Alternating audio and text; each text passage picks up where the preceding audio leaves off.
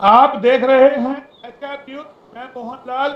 और आज हमारा पैनल पे जो लोग बैठे हैं, सबसे पहले मैं उनका परिचय करा देता हूं। हमारे साथ है रामपाल जी हैं, और एडवोकेट सुनील भार्गव जी हैं, और वेद प्रकाश विद्रोही जी हैं। नमस्कार। आज का आज का सबसे बड़ा एजेंडा हमारा यही है कि कोरोना से जो स्थिति देश में है उस पर हम लोग चर्चा करेंगे। शिक्षण संस्थानों का क्या हाल है, क्योंकि हमारे पास शिक्षाविद है, कानूनविद है, और राजनीति से जुड़े हुए इस प्रकार विद्रोही हैं जो तमाम चीजों पर सभी निगाह रखते हैं। सभी दर्शकों और को मैं नमस्ते। और Rampal ji Haryana private school association के प्रेसिडेंट है जिले के, और सुनील भार्गव जी भी हमारे साथ विद्रोही हैं। तो सबसे पहले हम आप सबको बधाई दे देते हैं। आज अर्थ डे है, पृथ्वी दिवस है। लेकिन सबसे बड़ा सवाल मैं यहीं से शुरू करता हूं, इस पृथ्वी पे हो क्या रहा है कोरोना को लेकर के। रामपाल जी, सबसे पहले क्योंकि आप शिक्षाविद हैं, पृथ्वी दिवस हम मना रहे हैं, अर्थ डे है आज, तो क्या स्थिति है पृथ्वी पर? देख लीजिए, कोरोना को लेकर के हाहाकार मचा हुआ है, अव्यवस्थित माहौल है। क्या कहेंगे, पहली प्रतिक्रिया? मोहनलाल जी, आपकी आवाज कट कट के आ रही है। सबसे पहले तो मैं सभी आपके चैनल पर सभी दर्शकों को नमस्कार करूंगा। जहां देखिए महामारी है, 2020 से प्रारंभ है और 2021 है, और महामारी कभी भी विश्व में आती है या किसी देश में तो कोई कह करके नहीं आती। महामारी का एक रूप है और वो सभी सजग होकर के देशवासी और सभी प्रकार के व्यवस्थाओं के साथ मिलकर के, सरकारी तंत्र के साथ, जागरूकता के साथ, सभी सामाजिक संस्थाओं के साथ और इस देश के और प्रदेश के लोगों ने, पहले भी हमारे पुरखों ने जो है जितने भी महामारियां आई उनसे मुकाबला किया है। और आज भी मैं आपके चैनल के माध्यम से कहना चाहूंगा कि केवल सरकारें किसी महामारी को रोक नहीं सकती।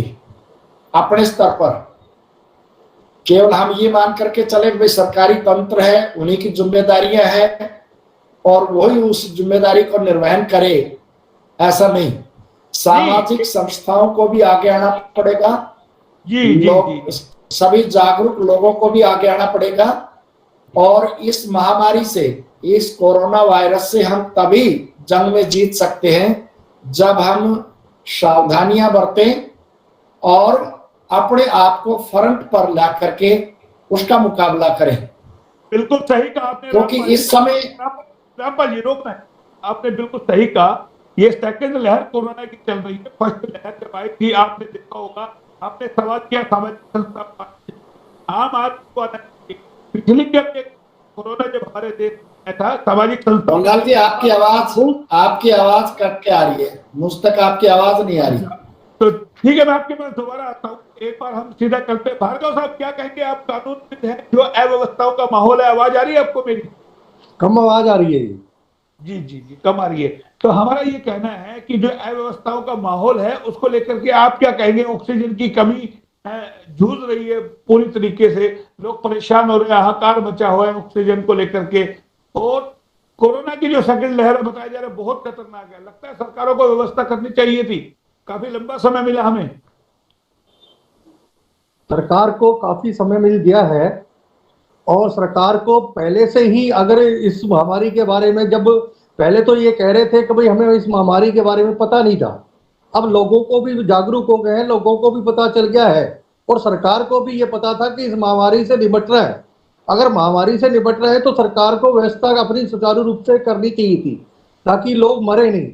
और जहां तक ऑक्सीजन की कमी की बात है, एक तरफ तो मंत्री जी ये कहते हैं कि भाई ऑक्सीजन की कमी नहीं होने देंगे, और दूसरी तरफ आप देख रहे हैं कि निजी अस्पतालों में और सरकारी अस्पतालों में ऑक्सीजन की बहुत ज्यादा कमी है। सुन रहे हैं ना सर? हेलो, चलिए। ये कहते हैं कि प्राइवेट अगर हॉस्पिटल में हम जाते हैं तो वहां पर ये सुनने को मिलता है कि ऑक्सीजन की कमी है। इधर सरकारी अस्पताल में जाते हैं तो ऑक्सीजन की कमी है। तो क्यों नहीं सरकार पहले से सचेत हुई? इस सरकार को हमारी जब जब ये पता था कि ये महामारी से हमें निपट रहा है, और अब तो कोरोना की वैक्सीन भी आ गई, लोगों को भी मालूम हो गया कि भाई हमने कैसे निपट रहा है, और लोग भी जागरूक हो गए। तो एक ऑक्सीजन की कमी के कारण अगर लोग मरते हैं तो इसके अंदर सरकार की मैं ये कहूँगा नाकामी है। और सरकार को चाहिए कि कहीं भी ऑक्सीजन जहां भी है उसको उपलब्ध कराए, और लोगों को जो मरने वाले हैं और जिनको ऑक्सीजन के बगैर मर रहे हैं उनको ऑक्सीजन प्रोवाइड की जाए। नहीं, आपने ऑक्सीजन का कहा, ऑक्सीजन के साथ साथ आप देखिएगा वेंटिलेटर की कमी, दिल्ली की क्या स्थिति है, लॉकडाउन लगा दिया। और अभी आपको ताजा खबर देता हूं, हरियाणा के अंदर भी अभी जस्ट आदेश आया है कि 6 बजे बाजार बंद हो जाएंगे, और जो गैर जरूरी काम है वो बिल्कुल भी नहीं होंगे, और जो भी जरूरी काम है उनके लिए भी परमिशन लेनी पड़ेगी। आपको लगता है यानी कि सरकार के पल पल में जो फैसले आ रहे हैं वो एक चिंता को दर्शाते हैं कि किस कदर भयावह स्थिति है। अब तो स्वयं एडवोकेट है, कोर्ट को बंद कर दिया गया है, समय से पहले छुट्टियां कर दी गई है कोर्ट की। बिल्कुल सर, बिल्कुल कोर्ट को भी बंद कर दिया गया है, और धीरे धीरे ये सरकार कभी कुछ ये कहती है कि भाई आज ये लॉकडाउन लगा रहे हैं, आज यहाँ लॉकडाउन लगा रहे हैं। पहले अगर सरकार को प्लानिंग होनी चाहिए थी। ये नहीं है कि इलेक्शन ही सबसे बड़ी चीज है, लोगों को जान सबसे बड़ी चीज थी, लेकिन सरकारों को या नेताओं को ये महसूस ही नहीं हुआ कि इस महामारी से कैसे निपट रहा है। इनको तो ये लगी रही कि देश के अंदर अपनी सत्ता कैसे लाए, लोगों के बचाने की कोई जरूरत नहीं है, लोगों की कोई कीमत नहीं है। अगर ये देश में अगर ये भला चाहते, लोगों का भला चाहते, तो सरकार पहले इलेक्शन से पहले ये सोचती कि हमें इलेक्शन बाद की चीज है, पहला हमारी प्रायोरिटी ये लोगों की जान बचाने के लिए है। लेकिन सरकार ने ऐसा नहीं सोचा। आप ये बताइए, क्या रैलियां हो रही हैं, नेताओं की रैलियां हो रही हैं, लाखों लोग जा रहे हैं। आपने भी देखा होगा, टीवी के माध्यम से मैंने भी देखा है, क्या लाखों लोग रैली में जा रहे हैं। क्या हमारी राजनीतिकों का ये दायित्व नहीं बनता कि उनको है ना डिस्टेंस रहे? क्यों रैली में, क्या हम अमेरिका के अंदर आप देख लीजिए, अगर इलेक्शन होते हैं तो टीवी के माध्यम से और अपनी जो भी बातें रखते हैं तो उसके माध्यम से हो सकती थी। बिल्कुल, बहुत बड़ी बात आपने कही। रामपाल जी, आपको आवाज आ रही है मेरी? अब आ रही है, कभी कभी कट के आती है आपकी। अच्छा, वो कभी नेटवर्क इश्यू है थोड़ा सा, लेकिन सवाल मेरा ये था, आपने एक सवाल खड़ा किया था कि सामाजिक संस्थाओं को आना चाहिए, आम आदमी को पहल करनी चाहिए। सामाजिक संस्थाएं, आपने देखा होगा जब कोरोना आया था, सामाजिक संस्थाओं ने कितने अप्रवासी मजदूरों की मदद की थी, खाना खिलाया था। हालांकि सरकारें उस वक्त पूरी तरीके से नाकाम हो गई थी, आपको बताएं। लेकिन क्या लगता है कि सारी जवाबदेही जनता की है, सरकारों की कुछ नहीं है? सरकार चुनाव में व्यस्त है, क्या कहेंगे उस पर आप? आपके स्कूल बंद कर दिए गए, आपके सरकारें जो है एक रास्ता दिखाती है जी, एक सावधानी के लिए जागरूक करती है, लेकिन सरकारें आम आदमी तक, आम मरीज तक नहीं पहुंच पाती। कोई भी सरकारें हैं, देखिए आप पंजाब में कांग्रेस की सरकार है, महाराष्ट्र में कांग्रेस की सरकारें हैं, वहां अगर आप सरकारों को इस प्रकार से कहोगे तो सरकारें फेल हो रही है। महाराष्ट्र के अंदर किस प्रकार से महामारी ने विकराल रूप धारण कर लिया है, और जहां तक ऑक्सीजन की बात है, ऑक्सीजन की कमी नहीं है, कहीं ना कहीं उसको जो है एक मोहरा बनाया गया ऑक्सीजन के माध्यम से। अभी केजरीवाल जी ने अपने आप को क्वारंटीन कर लिया 2 दिन पहले। वो इस प्रकार की व्यवस्था यानी केंद्र सरकार के ऊपर थोप पड़ा या अन्य सरकारों पर थोप पड़ा, ये ठीक नहीं है। देखिए, सरकार एक मार्ग दिखाया, रास्ता दिखाया कि कोरोना वायरस है, हमने कोरोना वायरस से लड़ना है और अपने अपने स्तर पर लड़ना है, और उस के कारण से कहीं ना कहीं हमारे प्रति भी लापरवाही हुई है। लोग इस बात को लेकर के चले कि जनवरी फरवरी में, दिसंबर से लेकर के अब तक कहीं ना कहीं जनता को जो जागरूक किया था, पिछले 7-8 मास लगातार जिस प्रकार से जनता ने उस रास्ते पर जो है कोरोना से जो जंग लड़ी थी, और बहुत सावधानियां जहां जरूरत थी, आवश्यकता थी, उसके कारण से घर से बाहर निकलते थे, मास्क लगा करके निकलते थे, दूरी बना करके निकलते थे। लेकिन दिसंबर से लेकर के और अब तक का ये जो 4 महीने का जो समय निकला है, इसमें कहीं ना कहीं कोरोना वापस स्ट्रेन सेकंड की जो लहर है वो वापस है, वो एक समय भी नहीं दे पा रहा है। इस समय जो कोरोना है वो बहुत प्रभावी या ये कहिए बड़ा इफेक्टेड है इस समय, यानी तीसरे दिन भी संभल नहीं पा रहा है, उसके बाद डेथ हो रही है। ठीक बात है। विद्रोही जी हमें- हमारे साथ है, विद्रोही जी हमारे साथ है। विद्रोही जी, सुना आपने रामपाल जी को, आम आदमी को जागरूक होना चाहिए, सरकारें लगातार जो है जागरूक कर रही थी, आप किस तरीके से देखते हैं? एक असफल सरकार अपनी असफलता को औरों पर लाद रही है। जब पिछले वर्ष कोरोना आया दिसंबर के अंदर, पहला केस सामने आया चीन के अंदर वुहान में, तब तो ये कहा गया कि भाई दुनिया को पता नहीं था। जनवरी में यूरोप में आया, मार्च में भारत में आया, पर विगत एक साल में तो सबको पता चल गया कि कोरोना है। और भारतीय जनता पार्टी का दोगलापन देखिए, गोदी मीडिया के माध्यम से इन्होंने तो दिसंबर में ही घोषणा कर दी थी हमने कोरोना को हरा दिया, मोदी जी कोरोना के वर्ल्ड लीडर बन गए। और आपदा प्रबंधन एक्ट के तहत सारे अधिकार तो मोदी जी ने और गृह मंत्रालय ने ले लिए, जिनकी जिम्मेदारी पूरे देश के अंदर कोरोना को बचाव के लिए नीति बनाने की है, कार्यक्रम बनाने की है, कदम उठाने की है। वो तो दिल्ली में नहीं बैठे, वो तो बंगाल में चुनाव में बैठे हैं, दूसरे राज्यों में बैठे हैं। अधिकार तो तुम हड़प रहे हो और जवाबदेही और जिम्मेदारी राज्यों पर थोप रहे हो। जब विश्व कह रहा था, भारत के विशेषज्ञ कह रहे थे कि कोरोना की दूसरी लहर आएगी और दूसरी लहर पहली लहर से भी ज्यादा तेज होगी, तब भारत सरकार कह रही थी हमने कोरोना को जीत लिया है, कोरोना को हरा दिया है, कोरोना कहाँ है, कोरोना खत्म हो गया। नहीं विद्रोही जी, किसी भी सरकार ने नहीं लिया। राजस्थान में जहां आपकी सरकार है उन्होंने भी नहीं सोचा, केंद्र ने नहीं सोचा, हरियाणा में नहीं सोचा। पहले आप चीजों को समझिए। मैंने क्या कहा है कि कोरोना के संबंधित सारे अधिकार केंद्र सरकार के पास है आपदा प्रबंधन के तहत। जब आप राज्यों के पास न अधिकार है न राज्यों के पास फंड है, राज्य क्या करेंगे? अब तो कह दिया ना मोदी जी ने, अब तो मोदी जी प्रधानमंत्री ने कह दिया ना। जब मोदी जी असफल हो गए, जब मोदी जी कुछ नहीं कर सके, बेबस हो गए, तब उन्होंने कहा अभी आपको जानकारी नहीं है, अब भी जो ऑक्सीजन गैस की कमी है, ऑक्सीजन गैस का आवंटन के सारे अधिकार केंद्र सरकार ने ले लिए। जितने भी कारखाने हैं केंद्र सरकार ने कहा है कि हम आवंटन करेंगे और हम जिसको जितना आवंटन करेंगे उसके आधार पर तुमको देना पड़ेगा। जब भारत के दुर्भाग्य देखिए, जो देश सबसे ज्यादा दवाई उत्पादन करता है, जो देश सबसे ज्यादा दुनिया के अंदर ऑक्सीजन गैस उत्पादन करता है, उस देश में क्यों है कमी?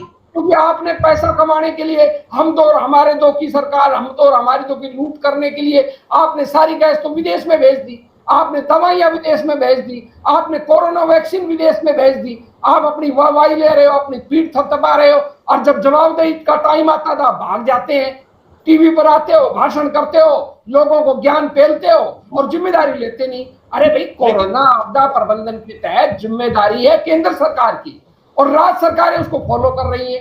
अब जब इनके हाथ से निकल गया तब इन्होंने अब कहा है कि भाई वो भी एक चीज के अंदर कि भाई लॉकडाउन लगे या ना लगे ये राज्य सरकार को तय करना है। अरे भैया, गैस का प्रबंध कौन करेगा? ऑक्सीजन का राज्य सरकारें करेंगी क्या? जब आवंटन का अधिकार आपको है तो राज्य सरकारें कहां से करेंगी? RT-PCR की जो किट्स है वो कौन लाएगा? तुम लाओगे या राज्य सरकार लाएगी?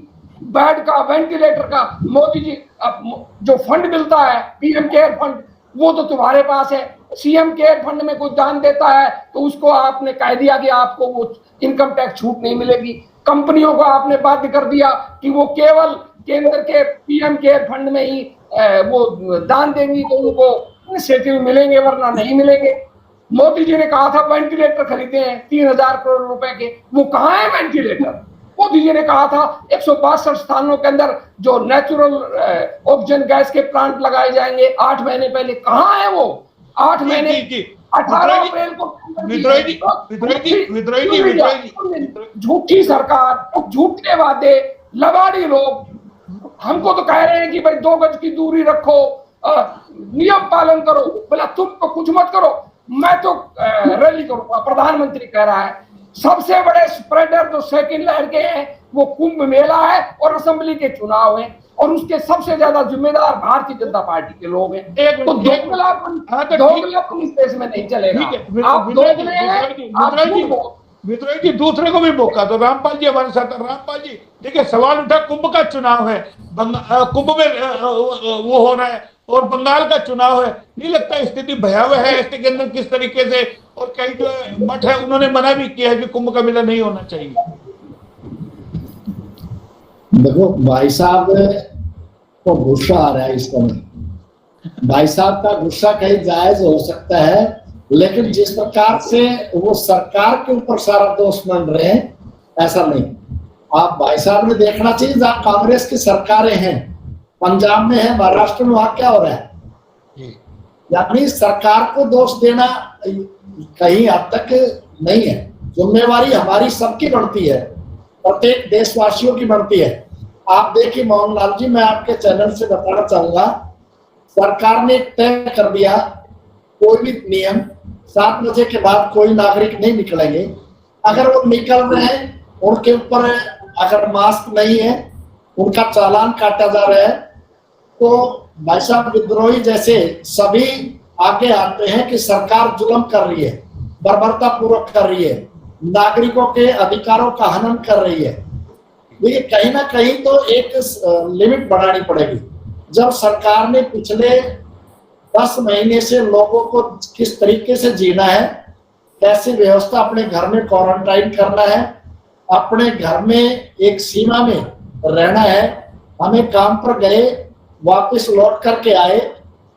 अगर सही मायने में पूरे विश्व के अंदर अगर कोरोना से किसी ने जंग लड़ी है तो केवल और केवल हिंदुस्तान ने लड़ी है, और उसमें प्रत्येक देशवासी का, सरकार ने प्रत्येक आज 2.5 से 3 लाख केस लड़ी है। देखिए मोहनलाल जी, जब आप देखिए कोरोना लाखों में आया, लाखों में चला गया, वायरस के जो लक्षण हैं काफी, कम से कम भी आप ये कहिए 80% लोगों ने चेक नहीं कराया, उनके भी कोरोना आकर के जा चुका, उनको महसूस ही नहीं हुआ। आपकी बात ठीक है, देखिए आपकी बात ठीक है। आप हॉस्पिटल में जाइए, हॉस्पिटल में एक बोर्ड लगा हुआ है कि मीडिया कर्मियों का यहाँ आना मना, फोटो खींचना मना। आप बताइए कैसे कोरोना से लड़ेंगे? यानी कि एक पब्लिक सर्वेंट, यानी कि जो सिविल सर्जन है वो पब्लिक के लिए है, डॉक्टर इलाज करने के लिए, मीडिया से क्या बैर है? बताइए कैसे वहां से खबरें आएंगी? आप बताइए। अगर आप इसी नहीं, हर आदमी इसी तरीके से अपने विभाग के बाहर लगा देगा कि मीडिया नहीं आना चाहिए। एजुकेशन वाले कहते हैं आप हमसे सवाल जवाब नहीं कर सकते। सवाल जवाब किससे करेगा मीडिया? ये बताइए। करेगा तो सरकार से, प्रशासन से ही ना। मौलाना जी एक उदाहरण देके आपको बात बताऊं। सरकार ने कहा स्वच्छता अभियान, हाँ, हमें अपने जहां रहते हैं वहां साफ सफाई रखनी है, वहां पर साफ सफाई का रखाव रखना है, और जो भी चीजें इस्तेमाल करनी उसको डस्टबिन में, जहां अपने घर पर या उसको अपनी थैली में डाल करके जहां उचित स्थान है उस पर डालेंगे। लेकिन क्या सरकार हर व्यक्ति के साथ साथ चल सकती है? जो मर्जी जो खा करके डाल देते हैं, फेंक देते हैं। यानी हमें जागरूक होना पड़ेगा।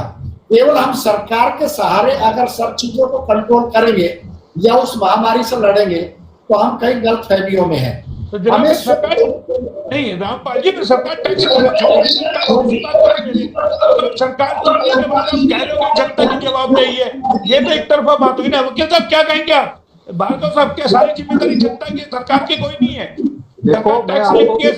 सरकार सबको लेके गए, जनता की जवाबदेही। मास्क जनता लगा, रैली में बिना मास्क के जनता घूम रही, उन पे कोई जवाबदेही नहीं है।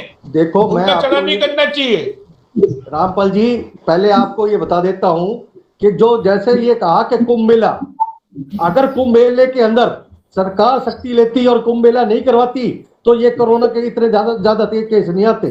अगर हमारे ऊपर कोई भी डंडा चलता है या कोई भी चीज चलती है, ये ठीक है कि हमें पता चल गया कोई कोरोना से हमें कैसे बचना चाहिए, लेकिन सरकार की भी कहीं ना कहीं नाकामी कहेंगे। क्योंकि सरकार अगर एक कुंभ मेला नहीं करवाती, सरकार चुनाव नहीं करवाती, चुनाव के अंदर इतनी रैलियों में भीड़ नहीं लाती, तो ये कहीं भी कोरोना पूरे देश में इस तरीके से महामारी सेकंड फेज में नहीं आ सकती थी। अगर क्योंकि लोगों को ये पता चल गया था कि भाई हमने मास्क लगाना है, हमने हाथ धोना है, लेकिन कहीं ना कहीं हमारी चूक के साथ साथ सरकार की ज्यादा नाकामी रही है।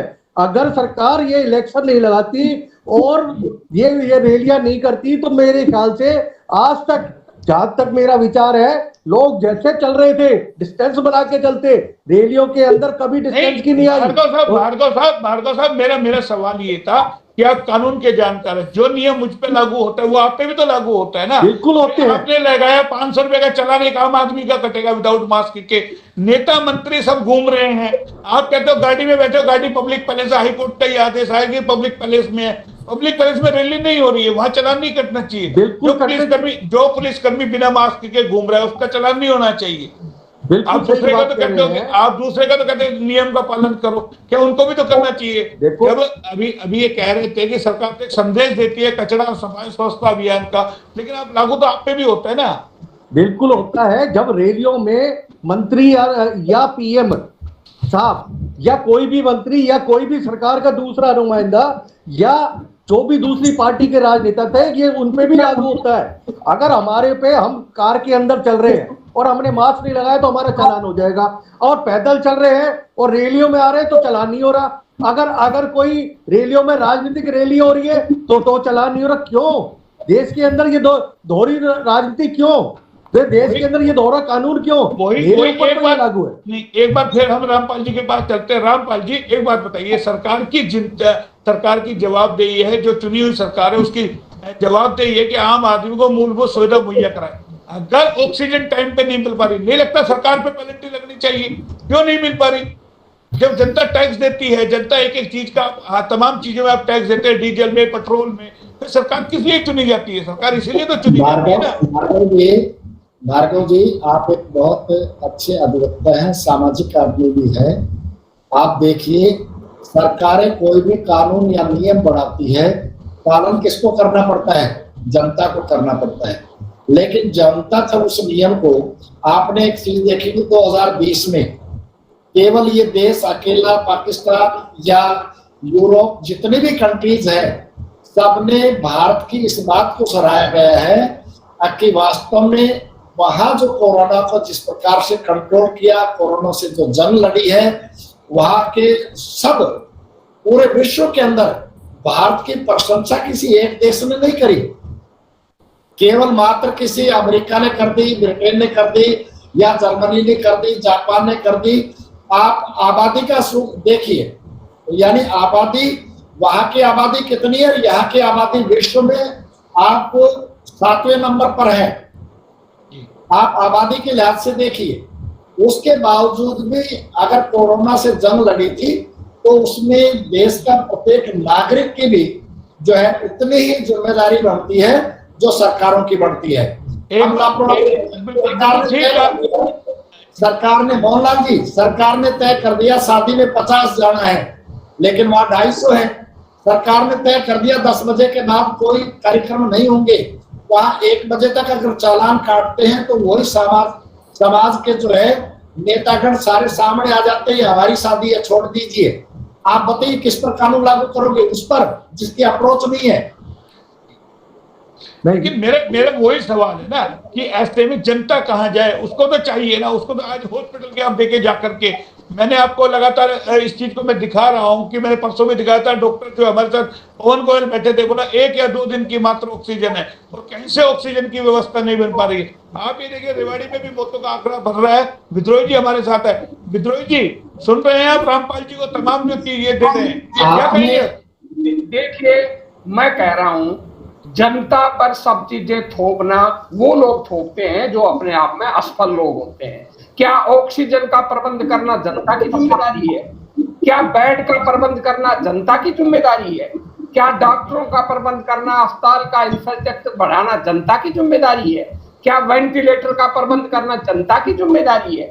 क्या ऑक्सीजन बेड का, आईसीयू बेड का प्रबंध करना जनता की जिम्मेदारी है? जो सरकार की जिम्मेदारी है, सरकार उन जिम्मेदारियों को निभाने में असफल रही है। जनता की जो जिम्मेदारी है, मैं मानता हूं जनता सहयोग कर रही है, पर जनता सहयोग क्यों करेगी, क्या करेगी? एक तरफ प्रधानमंत्री जी कहते हैं कि मैं संतों से अपील करता हूं, कुंभ का मेला नहीं होना चाहिए। सुबह वो दिल्ली में अपील करते हैं और दोपहर के अंदर बंगाल के अंदर जाकर रैली में क्या कहते हैं, वीडियो देख लीजिए कि मैंने अपनी जिंदगी के अंदर इतनी बड़ी रैली नहीं देखी। अर्थात तुम तो नियमों का पालन करो, मैं नियमों का पालन नहीं करूंगा। देश का गृह मंत्री जिसकी आपदा प्रबंधन में सबसे ज्यादा जिम्मेदारी है, 2 दिन पहले मास्क लगाना शुरू किया है, वरना किसी भी सार्वजनिक कार्यक्रम में कहीं भी मास्क नहीं लगाते। फिर आप क्या संदेश दे रहे हो? एक तरफ आप कह रहे हो कोरोना से सावधान रहो, दूसरी तरफ आप अपने गोदी मीडिया से अनाउंस करवाते हो कि कोरोना खत्म हो गया, कोरोना खत्म हो गया। रामपाल जी कह रहे हैं विश्व में भारत की बड़ी प्रशंसा हुई। अरे कौन से विश्व के अंदर हुई? जो आपसे व्यापार करना चाहते हैं, जिनको आपसे कुछ लेना है, वो आपकी प्रशंसा कर देते हैं। आप दुनिया भर के अखबार पढ़ो, आप किस दुनिया में रह रहे हैं? सारी दुनिया ने भारत के कोरोना प्रबंध को असफल बताया है।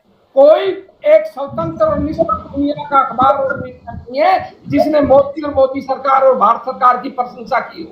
उन लोगों ने प्रशंसा की है जो राष्ट्र अध्यक्ष आपके यहाँ आते हैं, उनको व्यापार करना होता है, समझौते करते हैं, पैसे भारत को अंदर अपना सामान बेचना होता है क्योंकि भारत सबसे बड़ा बाजार है। सरकार पूर्णतः असफल रही है। सरकार की गाइडलाइन का पालन तो कोई जब करेगा जब सरकार के प्रबंधक पालन करें, और सरकार तो झूठ भी बोलती है। अब जो कोरोना संक्रमण के केस हैं, जितने भाजपा शासित राज्य हैं, सब में छुपाए जा रहे हैं, उनकी पोल खुल रही है। मौतों के आंकड़े छुपाए जा रहे हैं, हरियाणा में भी वही खेल हो रहा है। जो मौतों के आंकड़े सरकार दे रही है और जो कोरोना प्रोटोकॉल के तहत विभिन्न शमशानों के अंदर शवों का दाह संस्कार हो रहा है, उनमें दिन रात का फर्क है। 5 गुना ज्यादा अंतर है, 5 गुना। जब कह रहे हो कि आप आंकड़े नहीं दोगे, विपक्ष शासित राज्य सारे आंकड़े दे रहे हैं, इसलिए स्वाभाविक है जो स्थिति है उसको वो मान रहे हैं कि हमारे यहाँ भयावह है।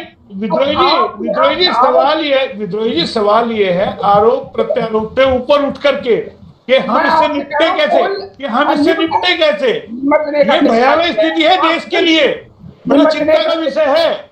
निपटने का तरीका यह है, प्रधानमंत्री जी को कोई भी विपक्षी दल सलाह देता है। मैं उदाहरण देता हूँ, राहुल गांधी ने सलाह दी, उसका मजाक उड़ाया गया, उसे पता नहीं क्या कहा गया, और 7 दिन बाद जो उसने सुझाव दिए वही सुझाव मान लिए।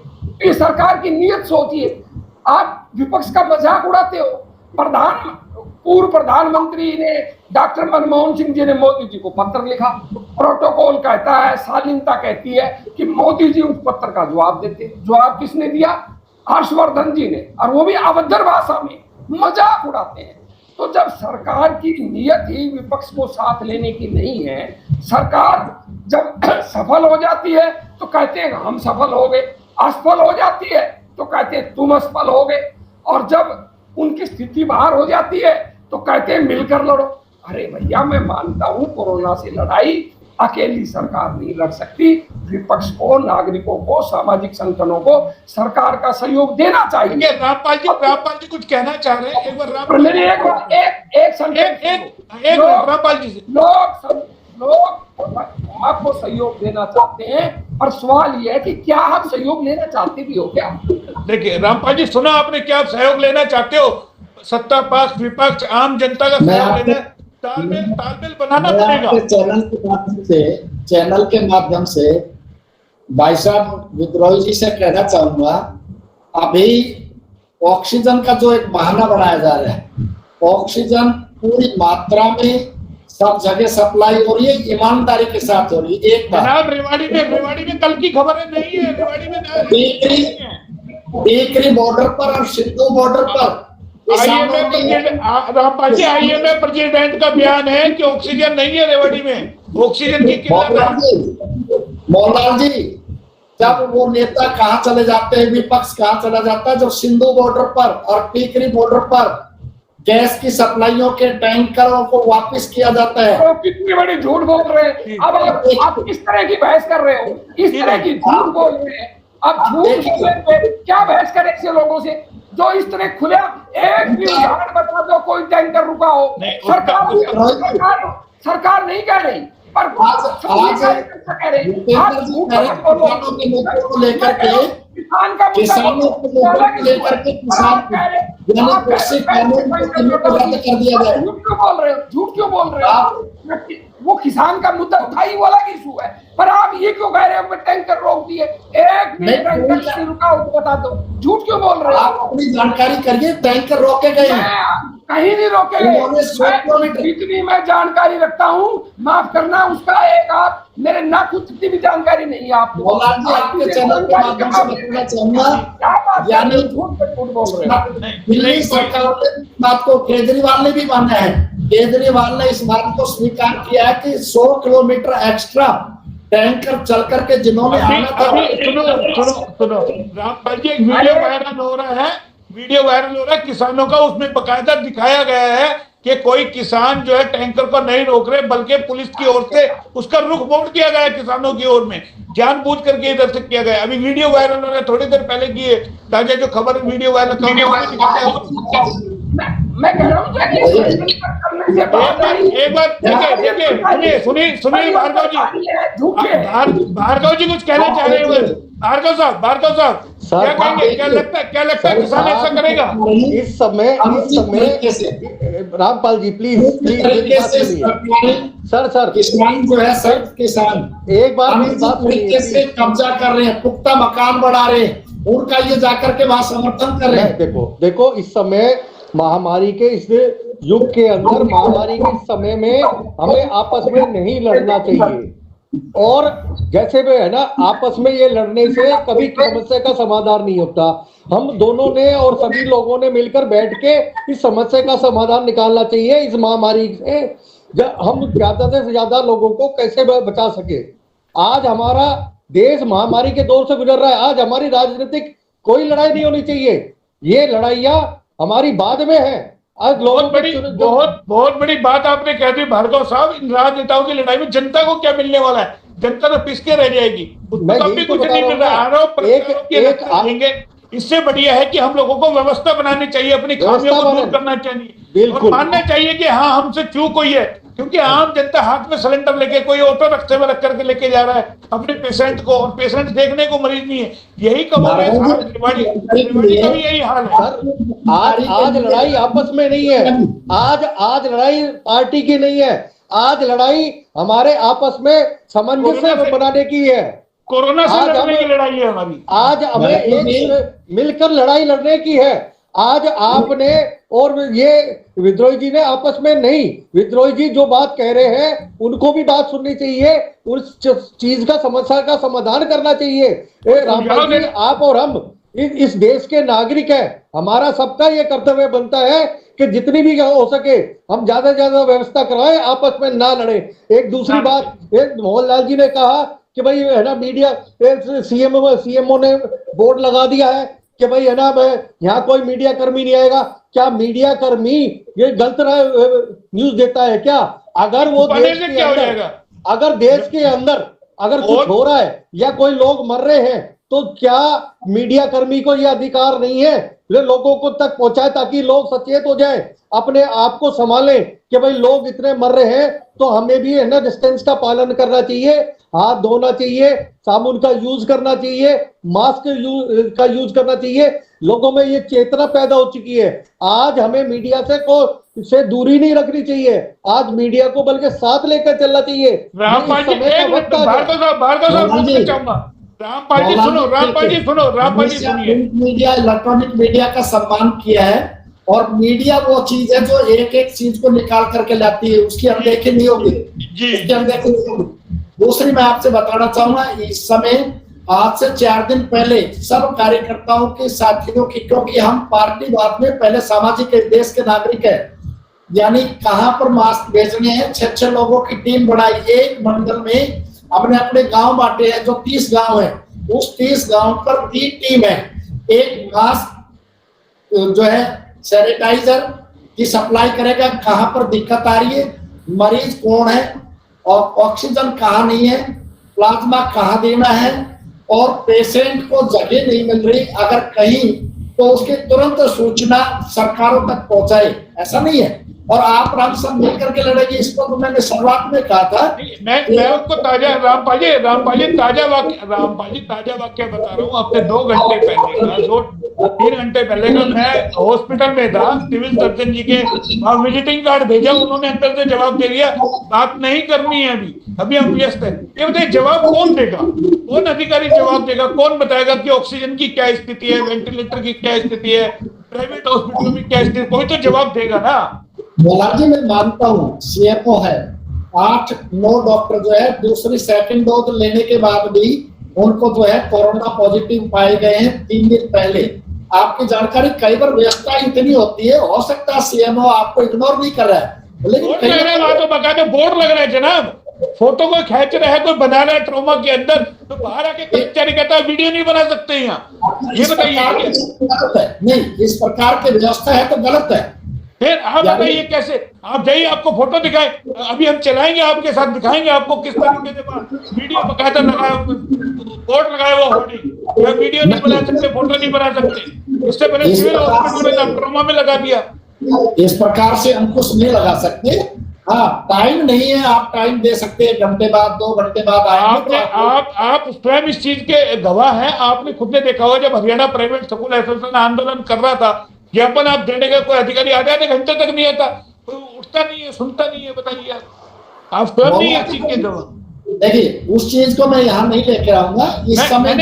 मैंने एक बात बताई, वही कह रहा है, वो कोरोना स्थिति है कि हमें लड़ना नहीं लगता, तालमेल बनाना चाहिए, मीडिया को पल पल की जानकारी शेयर करनी चाहिए, उससे और आराम से लोग आप कर सकते हैं। इस देश का एक बच्चा जब तक कोरोना के खिलाफ नहीं खड़ा होगा तब तक हम कोरोना से जंग नहीं जीत सकते। सरकार अपनी जगह है, सरकार से ज्यादा सामाजिक संगठन जो है ना वो बहुत ज्यादा काम कर जाते हैं। ऐसे जो लगातार तो आप एक काम कीजिए ना, आप एक काम कीजिए, सरकार से कहिए सामाजिक जो संगठन है उनको थोड़ी थोड़ी आर्थिक मदद दे दे, वो कर देंगे आर्थिक मदद। अब सामाजिक संगठनों के पास खुद के बाद दिवाला निकला हुआ, कई संगठनों से मेरी बात हुई है, बोले इस बार तो हम अगर कोई ऐसा लॉकडाउन लगाता है प्रवासी मजदूरों को रोटी क्या, हमारे को खुद का खाने को नहीं है, कहां से रोटी खिलाएंगे हम। नहीं, इस देश का सामाजिक संगठन कभी हाथ ऊपर नहीं खड़ा करता। वो विद्रोही जी सुन पा रहे हैं मुझे? हाँ सुन रहा हूँ। क्या सामाजिक संगठनों में अब इतनी क्षमता है कि वो खर्च कर पाएंगे? हालात और मैंने मोटी बात बताई आपको कि सामाजिक संगठन या व्यक्ति जो उसके अधिकार क्षेत्र की बातें हैं वो करेगा, करनी चाहिए, पर जो मूलभूत ढांचा है, व्यवस्था का ढांचा है, स्वास्थ्य का ढांचा है, ऑक्सीजन है, बेड का काम है, दवाइयों का काम है, जो सरकार का काम है वो सरकार को ही करना पड़ेगा। और सरकार जब तक स्थिति को स्वीकारेगी नहीं वो कमियों को दूर कैसे करेगी? सबसे बड़ी समस्या तो ये है कि सरकार स्वीकारती नहीं और कोई जो सलाह देता है उसकी आलोचना करते हैं। सलाह तो मानते ही नहीं। बिल्कुल ठीक कहा। देखिए अंत में बिल्कुल ठीक कहा आपने। मैं वकील साहब आप कानून के जानकार हैं, क्या कहेंगे? सरकारों को मानना चाहिए, अपनी गलती को साथ लेकर तालमेल बनाना चाहिए, क्या स्थिति देखते हैं? क्योंकि स्थिति और खराब होती नजर आ रही है। बिल्कुल सरकार को सबसे तालमेल बना के चलना चाहिए। आज देश के अंदर इस महामारी में किसी का भी ये नहीं सोचना चाहिए विपक्षी पार्टी है, कोई विपक्षी पार्टी नहीं है। यहाँ पर सभी को मिलकर करना चाहिए। और सरकार अगर किसी चीज में नाकाम होती है तो उसको एक्सेप्ट करना चाहिए, इसमें कोई बुराई की बात नहीं है।